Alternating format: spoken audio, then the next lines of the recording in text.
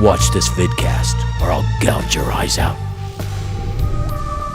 Welcome back, Horror Hounds, to Ghostman and Rivera's Horror Show Podcast. I'm Mike Ghostman Pickle. And I'm James Rivera.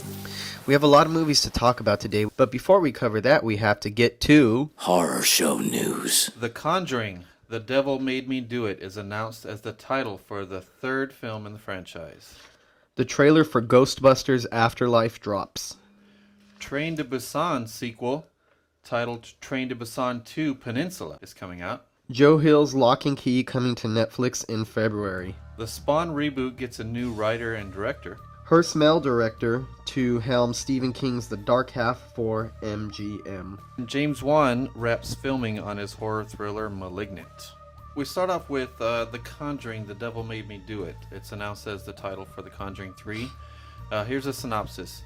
The Devil Made Me Do It reveals a chilling story of terror, murder, and unknown evil that shocked even experienced real-life paranormal investigators Ed and Lorraine Warren. One of the most sensational cases from their files, it starts with a fight for the soul of a young boy, then takes them beyond anything they'd ever seen before to mark the first time in U.S. history that a murder suspect would claim demonic possession as a defense. The release date is September 11th, 2020. This is an interesting title for the movie because it could either be a very good or very cheesy title, depending on how the film turns out. Yeah, I have mixed feelings about it. I was kind of on board with it just being The Conjuring 3, but I kind of understand it has to be something different because it's not a James Wan film.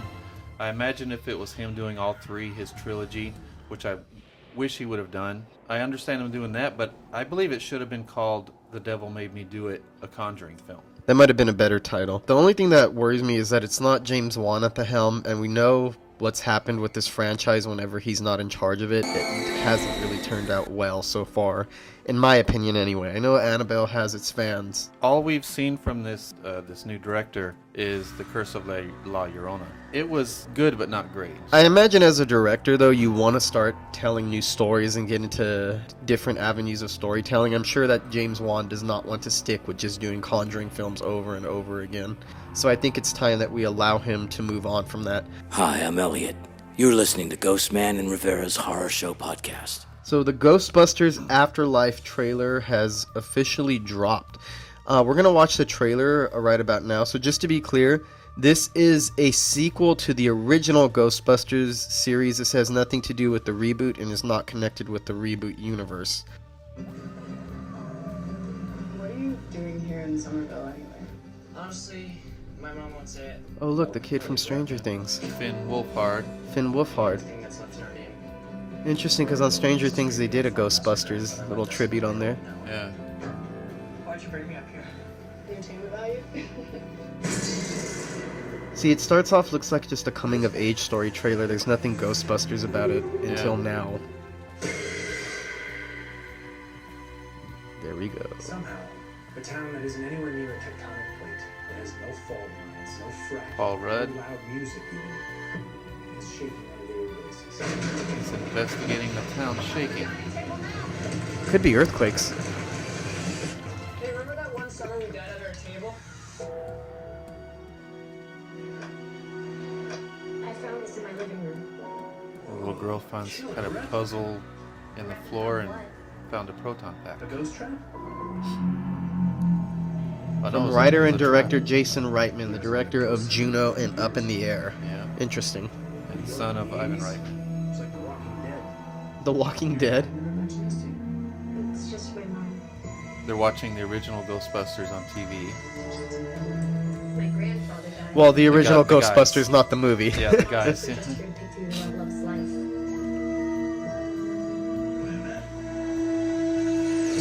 They're playing around with the ghost trap and the proton pack. It looks pretty modernized, like it's trying to appeal trying to appeal to the new generation. They find the outfits, the old outfits. Call it wrong. Looks very blockbustery. Of course. Big music swells. Don't see any comedy yet. This looks like it almost might be an action-adventure movie. Yeah. Oh, there's the Ghostbusters car driving it through a field. a gunner seat? Finn Wolfhard was driving it, destroying the city with it. Ghostbusters Afterlife.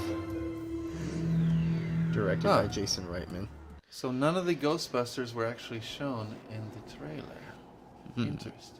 Yes. So it's the new generation. Kind of a soft reboot, it looks like. Yeah, so they're tickling our ass with a feather by not showing us any of the stars. Yeah, it's kind of a good sign to me. Shows they're not being typical. Or they're not trying to rely on nostalgia like they want to create a new story. I mean, obviously there's going to be a little nostalgia in here. But I expected some comedy in it, though. I mean... But it's just a trailer. The Train to Busan sequel is titled Train to Busan 2, Peninsula.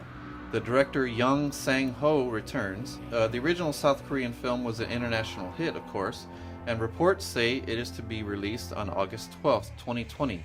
James Wan is also producing a remake of the original with Gary Delberman writing. I never expected Train to Busan to get a sequel. But a sequel makes more sense than a remake, for sure. I'll be honest with you, I'm not particularly looking forward to a remake, only because a lot of the times when American films are remade out of foreign cinema, it usually ends up watering it down or not capturing what was so special or magical about the original film in the first place. There's usually something that's lost in translation.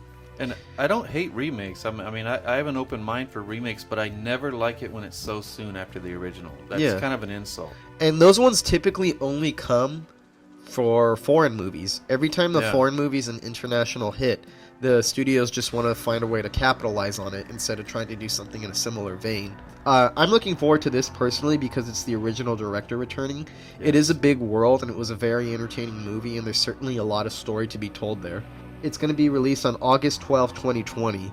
That's what reports say so far, but it's hard to know when exactly it's going to be released in different countries because it is a South Korean film. Yeah. I don't know when a US release date is or a European release date would be, but I'm definitely looking forward to it. I was a big fan of Train to Busan. I thought it was one of the best horror movies the year that it came out. Yeah, didn't that kind of come out of nowhere?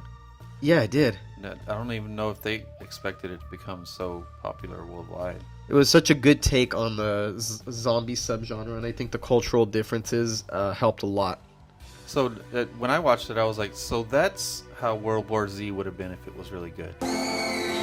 My sentiments, exactly. Joe Hill's Lock and Key coming to Netflix in February. So this is the synopsis.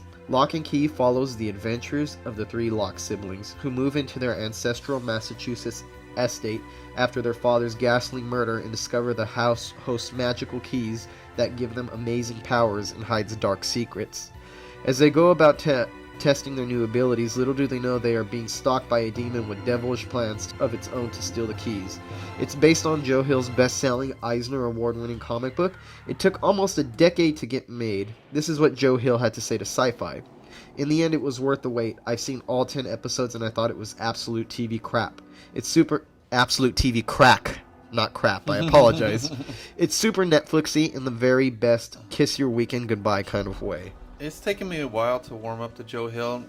He's doing more and more stuff lately with his stories, but nothing has grabbed me yet. Like there's two Joe Hill series that I bailed on. It's not fair to bail on. You know, I can't really comment on whether it's good or not because I bailed on them. But there's something about the storytelling. It seems to drag, and there's it not might just be it just might be a matter of translation because what works in literature and books doesn't always translate to film very well. Yeah.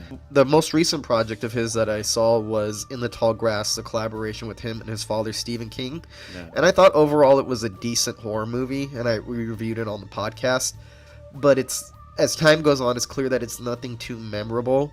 And even when I did enjoy it, I felt that the film was a little bit drawn out as far as its concept was. It felt like it should have been a lot shorter. Yeah. And it wasn't really that long of a movie to begin with. All right, our next news story, the saga continues of the Spawn reboot with Todd McFarlane. Now it gets a new writer-director. And this is what Todd McFarlane says this time. Right now, it's being polished by another writer-director from the script that we handed him. He's supposed to be done with it here in a few weeks. And then once we sort of go back and forth and tighten it up a little bit, then we're going into Hollywood and we're going to get a yes or no. Here's what I can tell you. I have people with money on the sidelines. There are people that are going to help me make this movie. The question is, do we go into Hollywood, make a deal with Hollywood, go and make the production and then come back? Or do I take the outside money, go make it, and then come back to Hollywood? Either way, the movie's coming. It's not an if, it's a when. I just think that it would be better for the process if we could attach one of the studios in advance and then go put it out.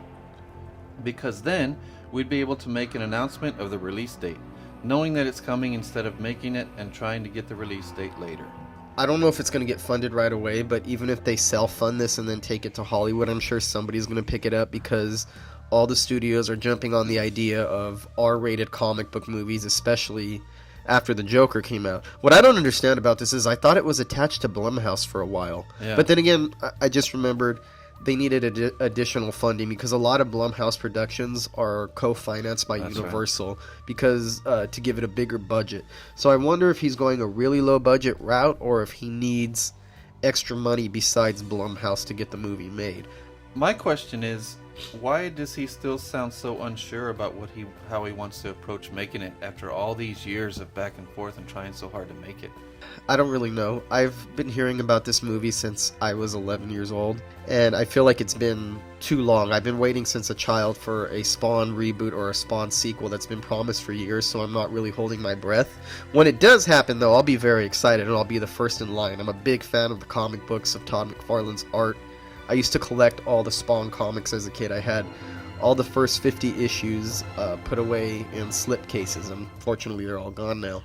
So it's a story and a character that I really love and have a lot of nostalgia and affinity for, and I'd watch anything related to Spawn. As a fan, though, I've grown skeptical, and I've learned not to take anything at his word as far as Todd McFarlane goes, because he's promised a new animated series, a movie for a long time. He keeps saying that it's going to be, the TV series is going to be rebooted at HBO, which I would love to see, because I actually was a really big fan of the HBO animated series Spawn. 3 good seasons, and it ended on a cliffhanger. Don't you think part of it could be that he's talking a little too much about it, that it's kind of spooked studios, that he's giving a little too much away every step of the process of trying to get it made? I mean, I'm not sure if that's it. I think a lot of studios might want this because, like I said, because of the success of the Joker. But then again, Spawn isn't the most mainstream comic book property out there. It had its moment in the 1990s when it was the best-selling independent comic book of all time. I'm not sure if a studio is going to be lining up for something that was a hit in the 90s and only had a cult fan base to start off with. If Venom 2 comes out and it's good and it's rated R like it's rumored to be, and it becomes a hit, then I think it'll be a guarantee that Spawn will be coming soon after. And actually, Venom is actually co-created. The character of Venom was co-created by Todd McFarlane, and he actually came up with the design of Venom. That's why when I look at it, you could tell Venom to me looks like a cross between Spider-Man and Spawn. Yeah. You could totally tell that they come from the same visual imagination. So if one Todd McFarlane related project could become a big hit, I don't see why another one can't be. Granted, Venom is connected to the Spider-Man universe, which has a much bigger fan base than Spawn does. Todd McFarlane's Spider-Man and his Venom were the best of both of those characters. Oh yeah, as they were actually, ever drawn. I'm a really big fan of the Spider-Man comics that Todd McFarlane did. I actually have the first issue put away. Really good stuff and really great artwork. And what's funny to me, I really love the Spawn comic books, but when I go back and look at the Spawn comic books and the Spider-Man comic books he wrote, I actually think the artwork was even better on Spider-Man. Yeah. It felt a little bit more detailed. I still see it there in Spawn, but it wasn't to the same extent. It seemed like it had a more streamlined style to it. A little more cartoonish. Yeah, a little more cartoonish. But still, I love the comic books. I'm a fan of Todd McFarlane. I'm holding out hope, though. As a fan, I would love to see a new Spawn movie. So, Hearst Mell director to helm Stephen King's The Dark Half for MGM. Hearst Mell is a movie that just came out this year. It stars Elizabeth Moss and Eric Stoltz, and it revolved around a fictional 90s rock star played by Elizabeth Moss. I actually watched this in the past couple weeks, and it was a really good movie.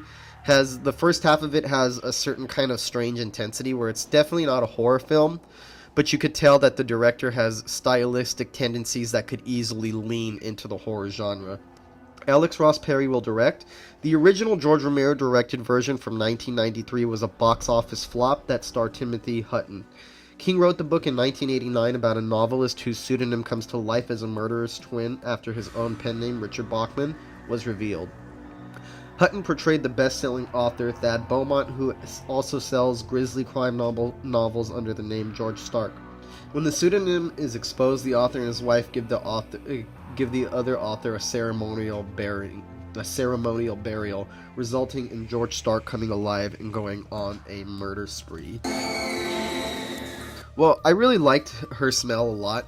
It's a pretty unique rock biopic, especially when you consider that it's about a rock star that never really existed, so I think it's ballsy to try to pull off something like that.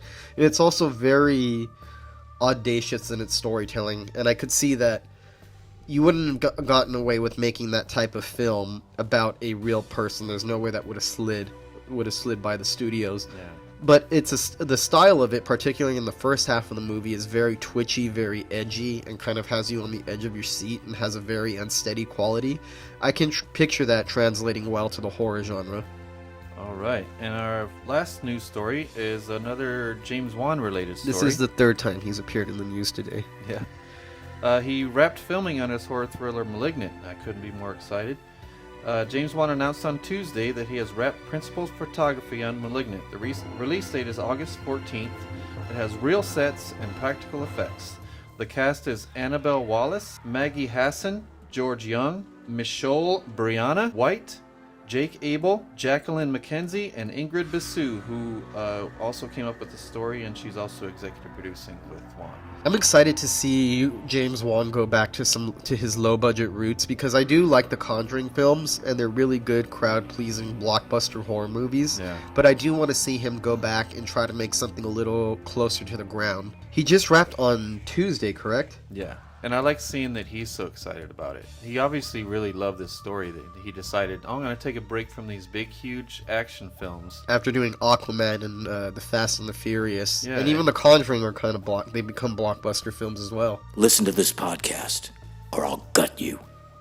So Mike and I have caught up on some pretty good 2019 horror movie releases, and one not so good 2019 horror movie release that we're excited to talk about.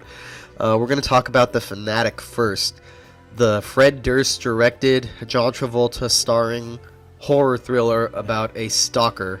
It's almost gloriously bad. And my god, it is a fucking awful movie. And it's not awful in the way that The Room is awful in terms of the quality of it. It looks like it's not an inept piece of filmmaking, but the storytelling, the acting choices, the directing choices, and one particular part of the script are extremely questionable. And this is one of those movies that is so ridiculously bad at times that it's kind of entertaining. And I had more than my fair share of giggles throughout the movie, but at the same time there were sections of it where I was just groaning and it was awful and really hard to sit through. So I have a mixed bag. For me it's a mixed bag. Some of it feels like it's so bad it's good, and some of it is just plain bad and completely misguided. Well, John Travolta, sometimes brilliantly, sometimes horribly, plays a mentally challenged man named Moose, who works as a performer on Hollywood Boulevard, a terrible performer, and becomes obsessed with his favorite action star, played by Devon Sawa, and then stalks him and ends up destroying his life. It's almost a good movie, but so many ridiculous things happen along the way. It keeps going off the rails several times. It doesn't make sense on a lot of levels. For one, he's a performer that gets paid for pretending to be a British cop. Yeah. It's very unclear to me why anybody would want to pay for these fucking services, because his act is really lame. I can never picture somebody on Hollywood Boulevard actually wanting to go pay and take pictures with him. I can't picture him actually surviving in LA. For one, it's pretty expensive to live in LA, and his profession doesn't seem like something that would make a lot of money, but apparently in the world of this movie it works. John Travolta. Oh man. I mean, there's a good story and a good movie in there somewhere. It's just hard to find it. Buried deep within there. And I gotta say, my heart goes out to John Travolta.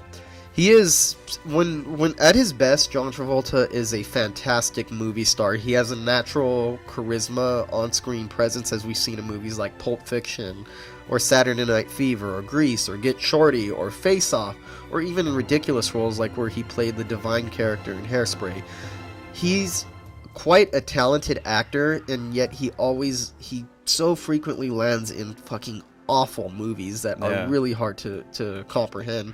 And what makes this a little bit more, I don't know, kind of sad to me is the fact that it's a very obviously committed performance. You could see that John Travolta throws a lot into the acting for the role.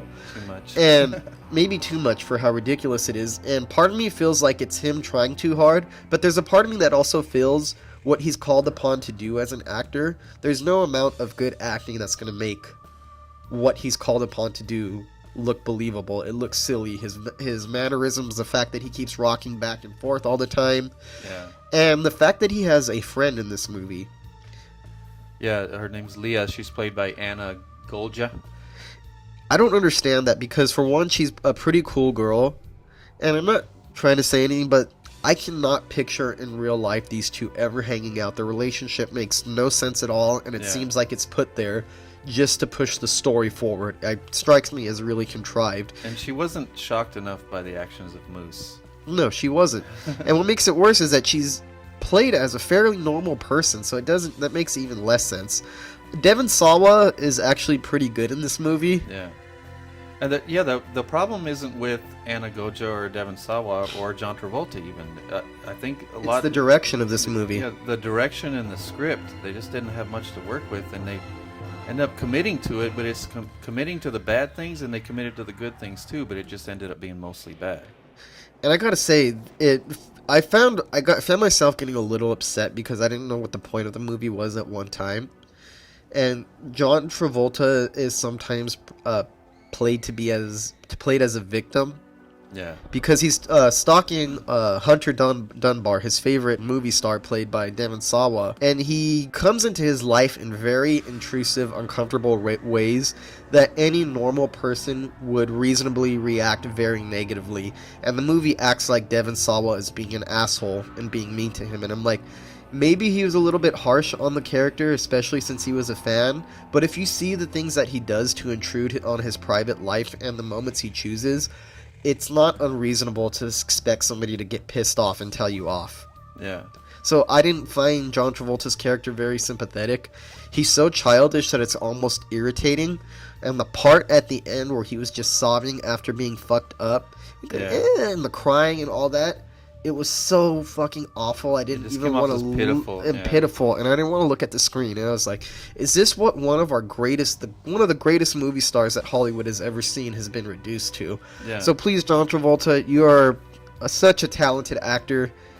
You need to do something better than this. I know. You have so much more in you than that. It had actually a really good cast, and it looked good, and it seemed like it was going to be good, but it kept going off the rails, and it kept getting worse as it went along. It started out with an ineffective narration by the Leah character. It wasn't, her narration itself was good.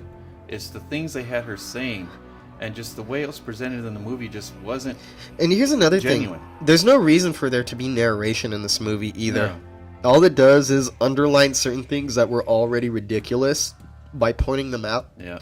And then making them seem more ridiculous because the way she says it is kind of dumb. Yeah, and she does stuff like, it shows all these beautiful shots of LA, and then starts talking shit about LA, and then later on in the movie it kind of glorifies LA. Like the movie is confused about what it wants to be Yeah. or what it's trying to say. And then there's a lot of little bad things throughout, like the odd music choices, and then like they go really into a quick- bar. They go into a bar, and the bar's playing music that no bar would ever play. Yeah, it doesn't What make kind sense. of music was that? So for those who don't know, Fred Durst, and I'm sure most of us already know this, Fred Durst is the lead singer of Limp Bizkit, the new metal band from the late 90s who quickly went out of style. Michael has a very interesting part to talk about. I want you to share this with the audience, the dialogue for one particular scene. You know how I said that it kept going off the rails, and then there'd be a decent flourish of a decent part, and then it'd go off the rails again? where this is a moment in the movie where it went completely off the rails and it never recovered. And I'll tell you why. I'll say word for word what happens when Dunbar, Played by Devon Sawa. they said Devon Sawa, that they had painted him as a horrible guy, and then suddenly he becomes a good guy all of a sudden, and he's bonding with his son. So just before showing his son Limp Bizkit on the radio, he says this line: "You okay with some music? You like a little Limp Bizkit? Like a little Limp Bizkit? Yeah, nice and loud.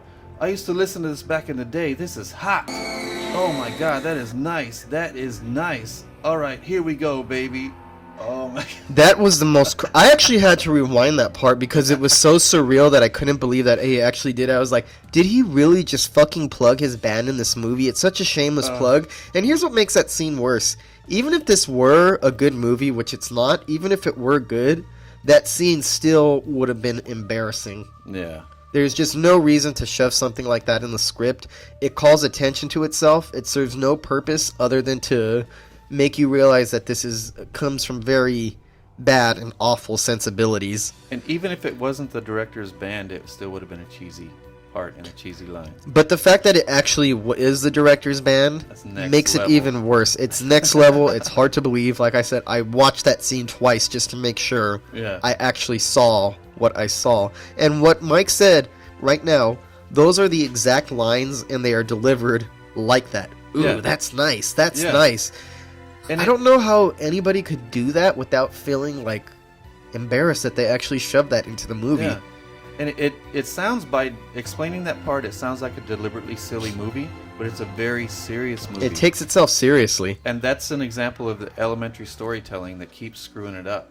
It just completely boneheaded move. Like, you remember when the Moose character, John Travolta, is getting roughed up by the Hollywood Boulevard bully? Oh my god, don't even get me started with that shit. And did you notice the whole time the bully was picking on him, not one reaction shot from John Travolta?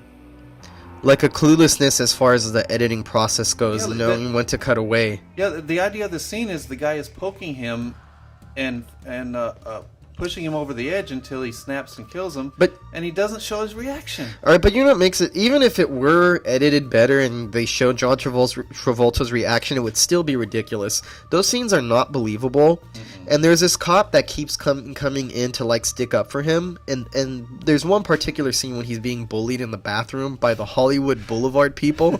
It reminds me of those scenes in high school movies, and we've all seen them. It's very cliche. Yeah. Where the poor kid is being picked upon being picked on in the restroom and bullied, and usually it's like a principal or a teacher or a janitor comes in to defend them and kicks the bullies out and says, "You need to stick up for yourself. You can't let people treat you this way." Yeah. But it's straight out of a high school melodrama. Yeah. It's so out of place. It doesn't make any sense for the cop to come in here like that, and he's talking to him like he's a fucking high school kid. Yeah. Like he's not some man in his late 50s or early 60s, where he should have learned this a long time ago. I'm not trying to be mean. Yeah. And not only that, the bully characters are not believable. They're like high school movie parody cliches. So that whole scene right there, that whole dynamic, everything that's going on with that aspect is fucking dumb. Or what about the part when the housekeeper was so scared because she just seen John Travolta in the yard? So she was trying to tell Devon Sawa about it. "Oh, I seen him. I was so scared. I was so scared." So he starts kissing her out of nowhere. And all of a sudden, it's this forced narrative that he's having an affair with the maid. And then on top of that, to make it even dumber, he's on the phone with his friend. And he tells us, he's in the middle of talking to his friend about something completely different. And all of a sudden he says, "Oh, I kissed the maid again." "Yeah, I know."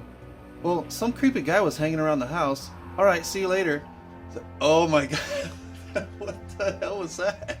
And it makes it even dumber because it seems like they're trying to villainize the Devon Sawa character, so you're more on John Travolta's side or Moose's side when it actually happens. And the dumb pop culture references don't add anything to this either. Yeah, especially the Limp Bizkit. Oh. Yeah. But speaking of Limp Bizkit, the whole movie reminded me of Limp Bizkit because it's heavy-handed and almost good because of some of the people involved, but Fred Durst just won't let it be. Yeah. So it seems like this. So overall, if you're looking for a hoot, if you're a fan of So Bad It's Good movies, this might fulfill a sweet spot. Yeah. If you don't like that, you're going to hate this movie. I can't picture anybody actually genuinely thinking that this is good. What about John Travolta's bumbling moped rides? And they play him like it's supposed to be a cool montage of him riding through LA, but he's not all bumbling on a moped like he's never ridden it before. That's terrible. So cheesy. So it's just, unless you're into these types of cheesy movies and you want something to laugh at, it's hard to recommend. But if you do see it, I recommend a couple beers and perhaps a big fat joint to ease the process. Yes, because you will laugh your ass off at parts like, speaking of, when we talked before about the narration, there was that particularly cringy part where John Travolta did something really crazy, and then it shows a close-up on him, and you hear the narration, Moose didn't just cross the line, he nuked it. Shut up. Terrible movie, but in a way, if you want to really experience how awful it is, you need to see it. Yeah, I've talked a lot of shit about it, but I must say I had a lot of fun with it. So did I. And what makes it worse is the part of me that wants to remain positive for everything was hoping for a while that this was going to be a good movie. We even talked about it on the podcast. Yeah. And I tried to be positive, and what I saw, I was just like, ugh. Confirmed all of my worst fears. On the other hand, Mike and I actually saw another movie that is as good as this was bad. Yes, it's Bliss, written and directed by Joe Begos, who did Almost Human back in 2013. And that was supposed to be good too. Now I'm going to go back and watch that because of this. It's about a gifted young artist who is suffering a creative block and turns to a new drug that's black. It's a mixture of cocaine and DMT, and she spirals into insanity and bloodlust. I had a fucking great time with this movie. I thought it was one of the most entertaining takes on the the vampire subgenre that I've seen in a long time. It seemed almost an overload of greatness of things that I love when I was watching it, and then thinking back on it and discussing it afterwards, it gets even better, and I can't wait to watch it again. It stars Dora Madison really shines in this as a star, Desi, True Collins as Courtney, Rice Wakefield from The Purge as Ronnie, Jeremy Gardner as Clive, the boyfriend, and the great Graham Skipper, who puts on the rated R Speakeasy. He plays Hadrian, the drug dealer. And it's made with a lot of energy and with a lot of style. What I like about it is that it starts off feeling like one type of movie. It seems like it's in the vein of something like Requiem for a Dream or Trainspotting, those drug movies that are so chaotic and horrifying the way that things play out in their editing. And for a while, it just seems like a horrifying portrayal of drug use. And then when it morphs into a vampire film, it adds a whole extra layer of what you've been watching unfold before that. It also has one of the most interesting soundtracks I've heard in a long time.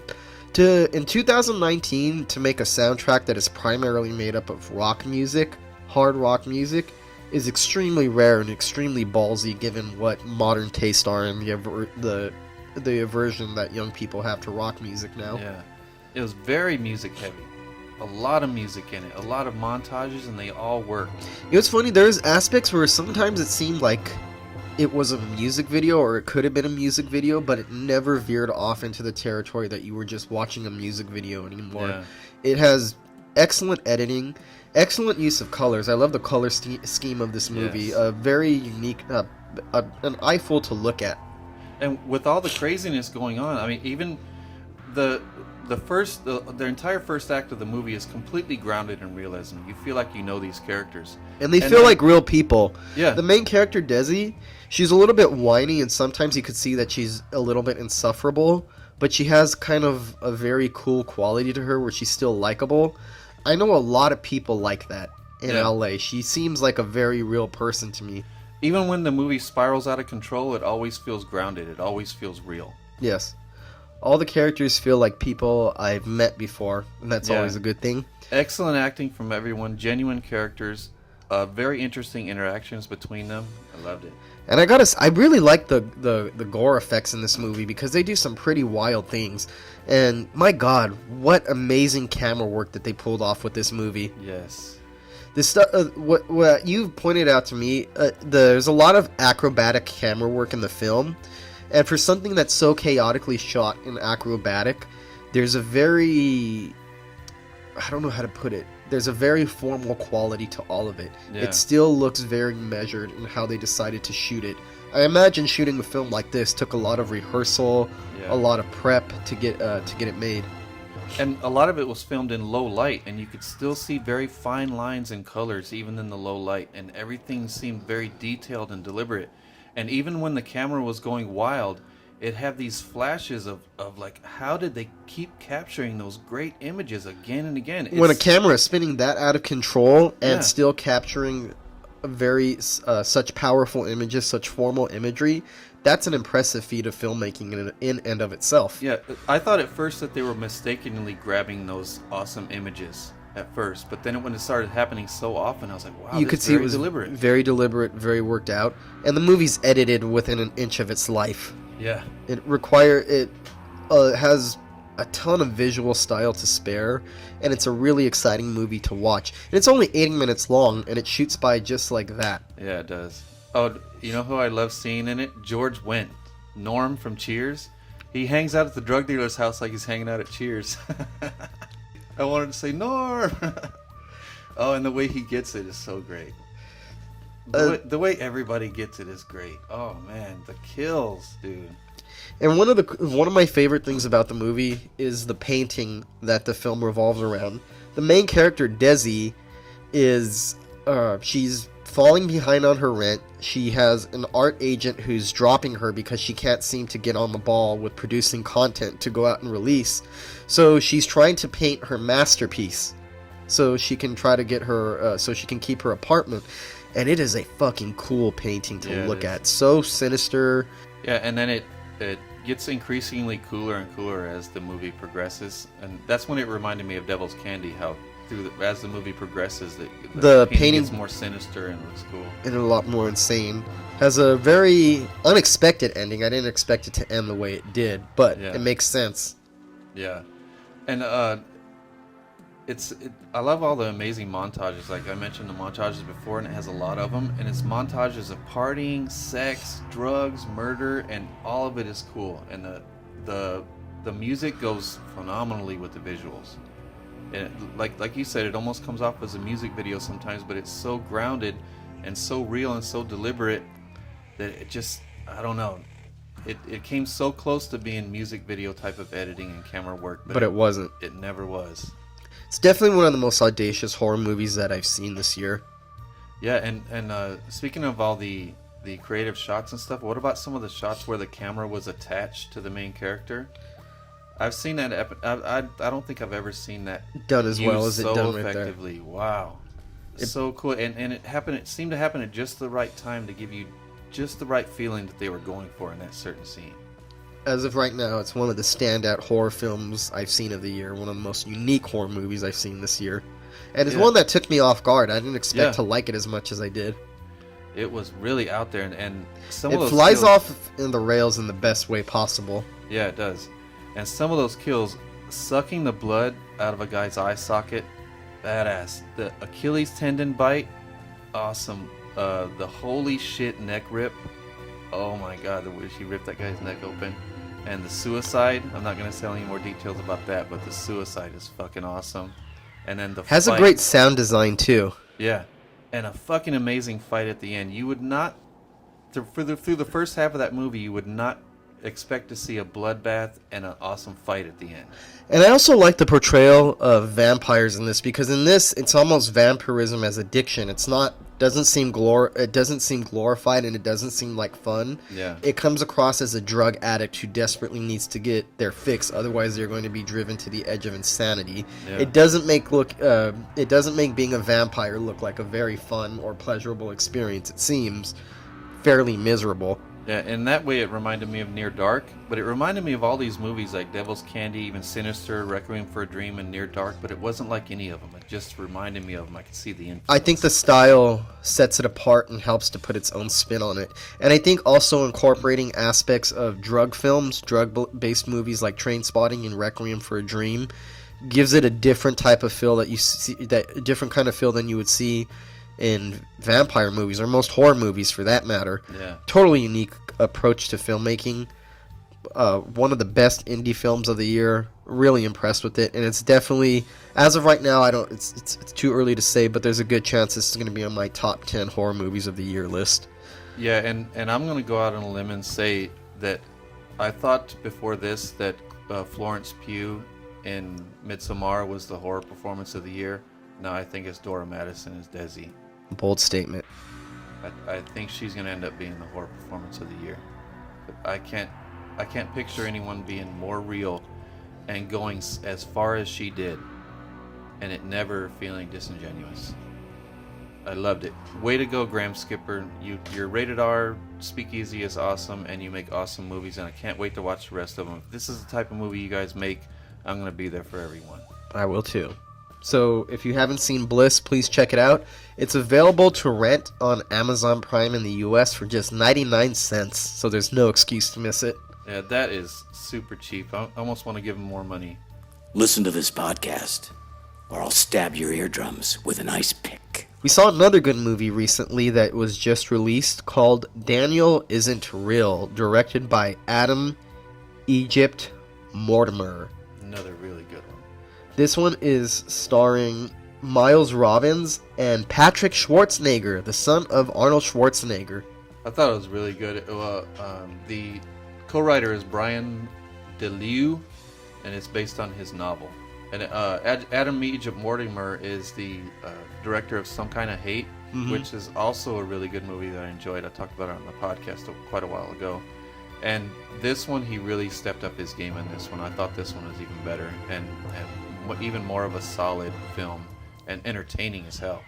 In a way, it kind of reminded me of Bliss, so I do have a preference for Bliss over Daniel Isn't Real in the sense that it starts off a little bit more grounded or realistic.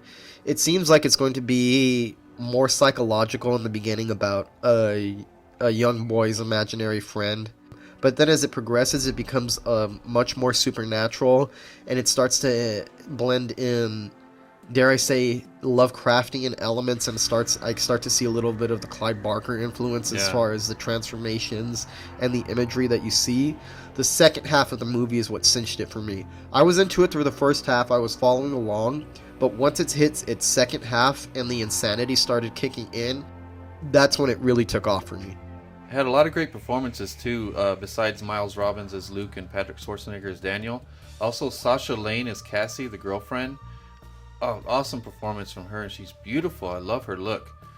Mary Stuart Masterson was really good as Claire, the mom. And let's see if I can say this guy's name.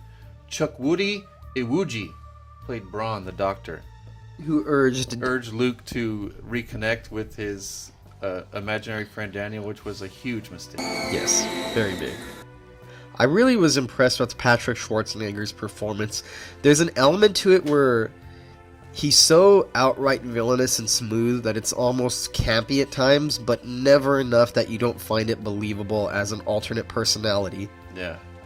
And it's believable because for a while it does seem like the extension of Luke's personality. It seems like Daniel is all the repression that he holds in. Luke is awkward or kind of a social outcast, where Daniel is outwardly charismatic, very outgoing, very confident in himself, and kind of full of it. It reminded me a little bit of Tyler Durden in Fight Club. The type of relationship that Edward Norton and Brad Pitt shared in that movie, I feel is shared by Luke and Daniel in this one. But then it takes it a step further by giving it a supernatural twist to it. Yeah, this almost felt like an evil Drop Dead Fred. Well, it's not as good as Bliss was, in my opinion. I really did like it because it's not particularly original, but it takes a specific type of horror film with multiple personalities and takes it to a different level, takes it to a more gruesome and horrifying level than most split personality films would go.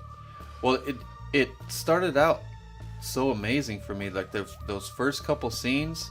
Wow, that is setting the stage for an awesome movie. It begins with an ominous and colorful swirling cloud with something like lightning in the background, and you know that's going to come up later on. That reminded me of Bliss right there. Yeah, and you know we're going to go back to that. And then it's followed by a horrendous shotgun attack where you just see people just in a diner just hanging out. Oh, that scene was very effective. Yeah. So then that's immediately followed by Luke seeing the person laying there dead after they've been shot, and it traumatizes them so much that Daniel appears. And then there's a really cool montage of him Luke playing with his imaginary friend Daniel. And it's really effective, and all that is the first 5 minutes. Daniel always turns sinister, but at first he helps them, just like a ghost on a Ouija board. Like they connect with you and they try to help you at first, but then they slowly get more and more sinister. He pushes him to talk to girls more. He pushes Yeah. him to be himself, to loosen up a little bit. Yeah. And for a while, it seems like the alternate personality is good for him. Like it's forcing him to get out of his shell and Yeah. come out to the world a little bit more. It reminded me of Lovecraft. It was a mixture of Lovecraft, Clive Barker, and David Cronenberg all thrown into a blender.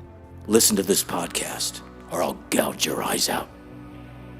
So those are the 3 movies that Mike and I both saw. We actually saw a lot more, but we don't even have time on the podcast to go into everything that we've been watching lately. Yeah. Michael saw a couple of other movies recently that you liked or you didn't like. One I liked and one I had mixed feelings about. What was the first one? The first one I had mixed feelings about was 47 Meters Down, Uncaged.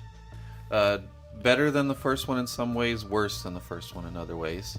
It's once again directed and co-written by Johan Roberts, and it's once again co-written with Ernest Riera, who wrote the first one with them. The standouts in this, it definitely better acting than the first one, better characters. It's Sophie Nélisse stars as Mia, she's the main star of it, and Corinne Fox as Sasha, she's Jamie Foxx's daughter.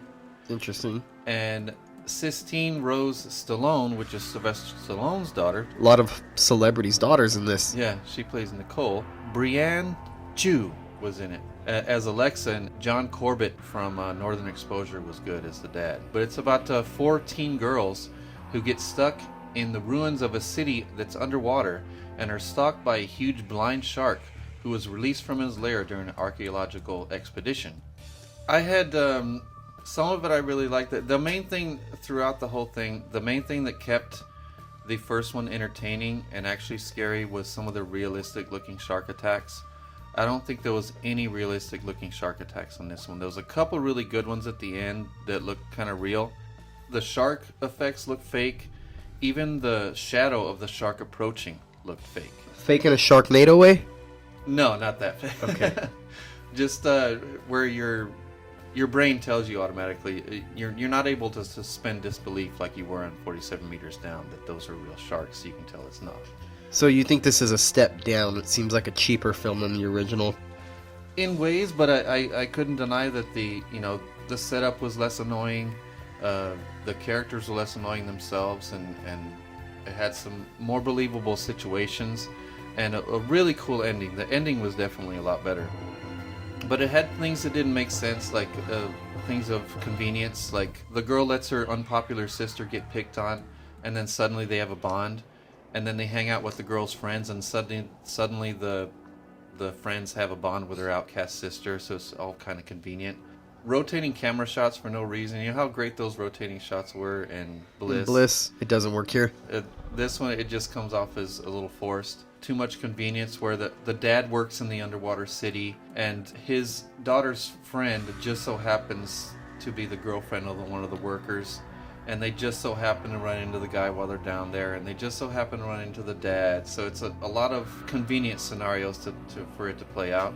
There's way too much of the damn shark sticking his head into a hole that's too small for him. They went to that well way too many times, where the girls just narrowly escape and they crawl into this hole, and then the shark comes boom, boom, boom, bam. So it's repetitive. Yeah. I actually watched another movie called Nightmare Cinema. I've been really looking forward to this one because I've been seeing it around. I've seen it at a lot of horror conventions, people rocking the Nightmare Cinema shirt. So it's an anthology horror film with 5 different directors. The directors are Alejandro Bruges, who does The Thing in the Woods, Joe Dante, who does Mirare, Ryuhei Kitamura, who does Mash It, and I apologize for butchering any names right here. This Way to Egress, directed by David Slade, who did 30 Days of Night and Hard Candy, and Dead, directed by Mick Garris. I found most of this completely forgettable, to be honest. There was a very cheap quality to this movie that didn't really sit with me the right way. It felt a little bit hokey at times and kind of tacky, and some of the story elements felt familiar from what I remembered of it, and it just kind of really slipped away from my brain. I barely watched this about 2 weeks ago, and for most of the stories, I cannot recall for the life of me. They completely slipped away from my brain. The only one that's a real standout for me is This Way to Egress, directed by David Slade. The description is, a woman waiting for a doctor's appointment experiences disturbing shifts in reality. I found this, if this were isolated from the rest of the movie, I think it would be a very strong short film. It has a lot of atmosphere. It has black and white cinematography that really lends to the artistic presentation. It has a genuinely eerie quality, and it's a fairly original little horror story that you have to see how it plays out to understand it fully. But it left me with a sense of dread.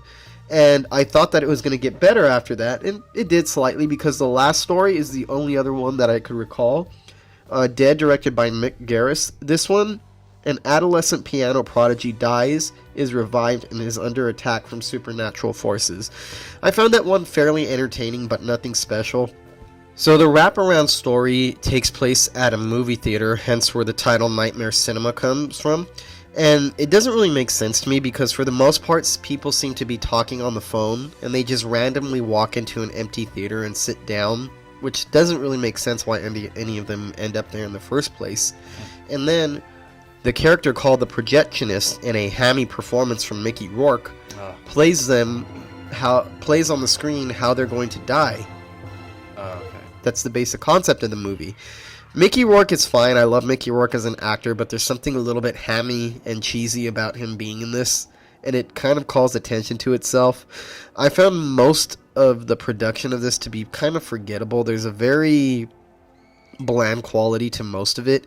It really slipped away from my brain very easily. And aside from the David Slade directed short in here, there's none of this really stands out in my brain. I feel like if you took the David Slade short and isolated it, it would make a very good horror short film.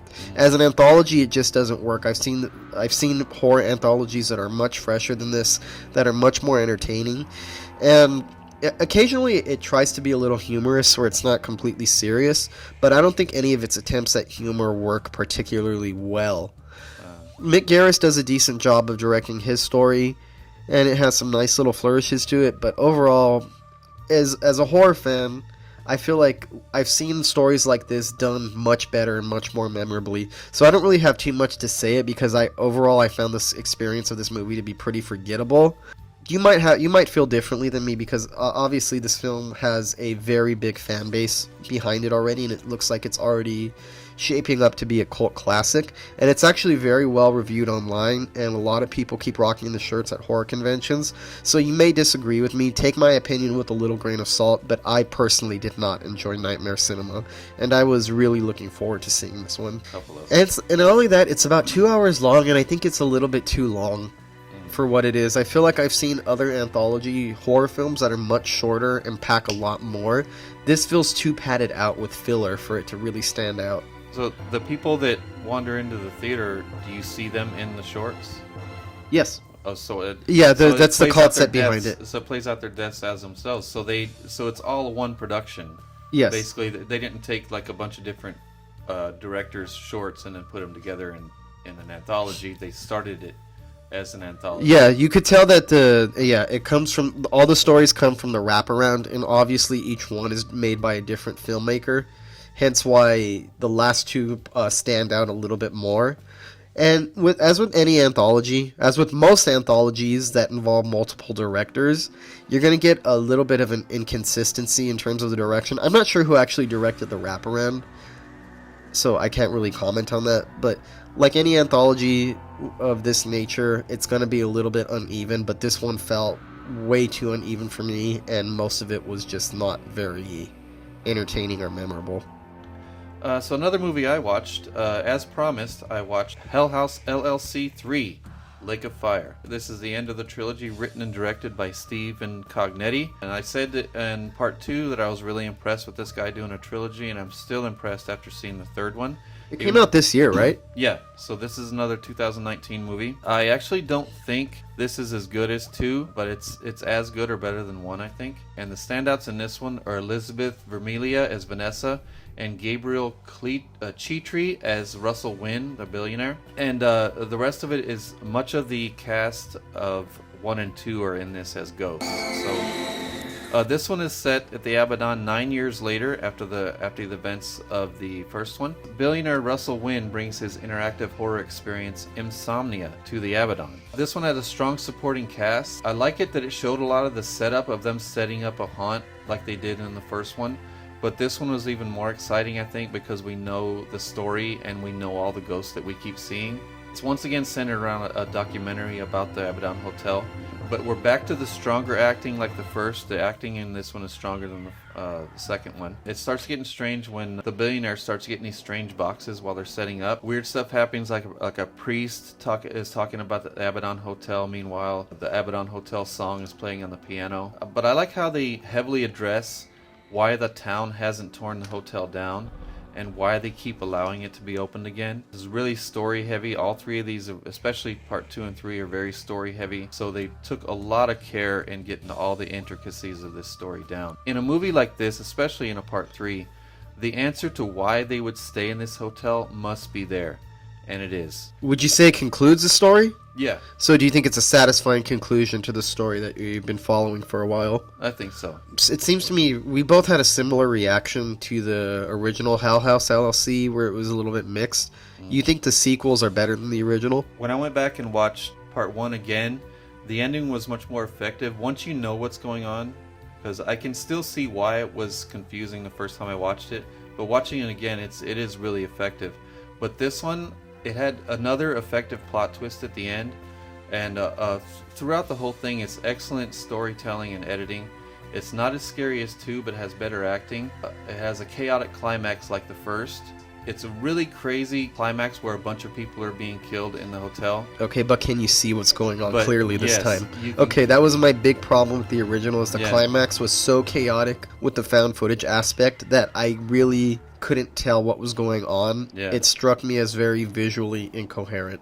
This one was much better. You can see everything that was going on. It was pretty chaotic and it was pretty scary. So the first one works better in the context of a trilogy than it does as its own film, then, is what I gather from how you're describing this. Yeah, but still pretty strong. Here's my breakdown of the 3 movies now that I watched all 3.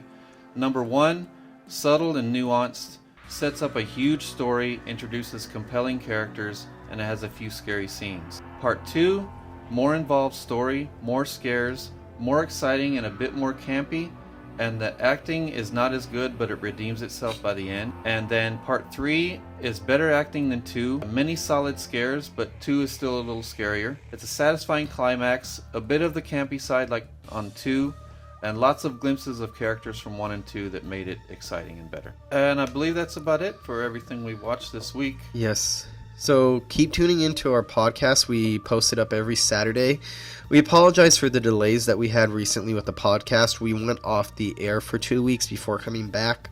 Technical difficulties, which happens sometimes, but we're back on the air. We're currently in the midst of color correcting Mike's film Pay Up, so keep looking out for that. And we've been working on our television series, our weekly horror variety series, horror show, which appears on the American Horrors Roku channel. And I hope you guys watched the show on American Horrors last night. It was our latest Ghostman Rivera special, and it's the last one of season 2. I really enjoyed this one. It was a submission from the UK called Bleed that was really good, and then we had a really good Gargoyle Media short called 9 Lives. And a short by Michael called Scaring a Ghost, which for me was probably the most fun I've ever had editing a short film. So we hope you check that out. If you missed it, it's going to be rerunning on Sunday. Check us out next week. We're going to be airing our horror show Christmas special. So look out for that. Christmas themed horror. And then after that, we'll only have one episode left, airing December 27th to wrap up season 2. We'll be back sometime in 2020. So till next week, folks, happy horror.